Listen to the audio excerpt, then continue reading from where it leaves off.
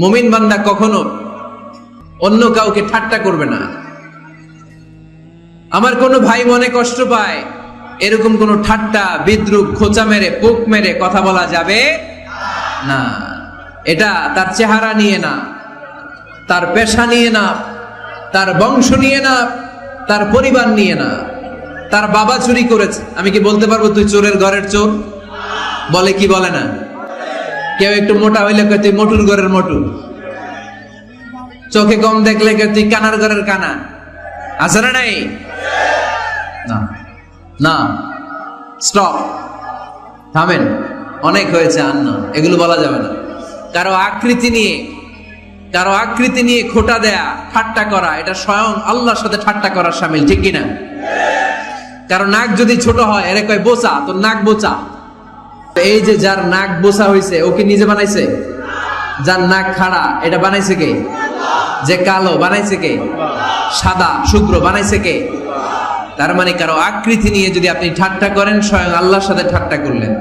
কারণ কেউ কারো চেহারা বানানোর দায়িত্ব পায় নাই। মাতৃগর্ভে থাকতেই আমাদের চেহারার আকৃতিগুলো দান করেছে কে?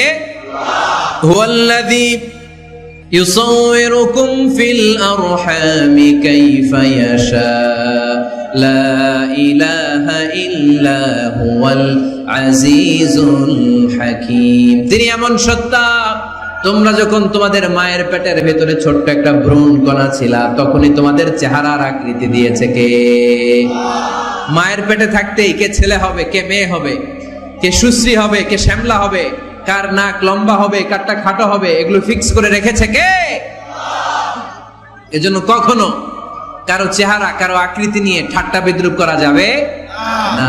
কারণ এই চেহারা আমরা বানাই নাই, বানাইছে কে?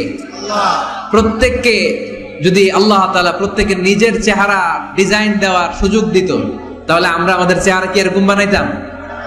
কি করতাম? আপনাকে যদি আপনার চেহারা তৈরি করার ডিজাইন আল্লাহ দিত, যে তুমি যেমন মনে চাই নিজের চেহারাটার ডিজাইন দাও, কেমন বানাতেন নিজেকে? কথা বলেন, কয়েকজন বলেন না? হ্যাঁ, সবচাইতে সুন্দর, সবচাইতে সুন্দর করে আমি আমার অবয়বটাকে তৈরি করতাম।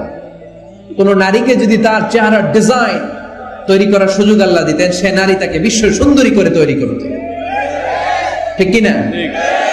এটা আল্লাহ আমাদেরকে দেয় নাই, এটা আল্লাহ তাআলা নিজ হাতে রেখেছে, নিজে করেছে। তাই কারো আকৃতি নিয়ে ব্যঙ্গ করলে স্বয়ং আল্লাহর সাথে ব্যঙ্গ করার শামিল। চিল্লায় বলেন ঠিক কিনা?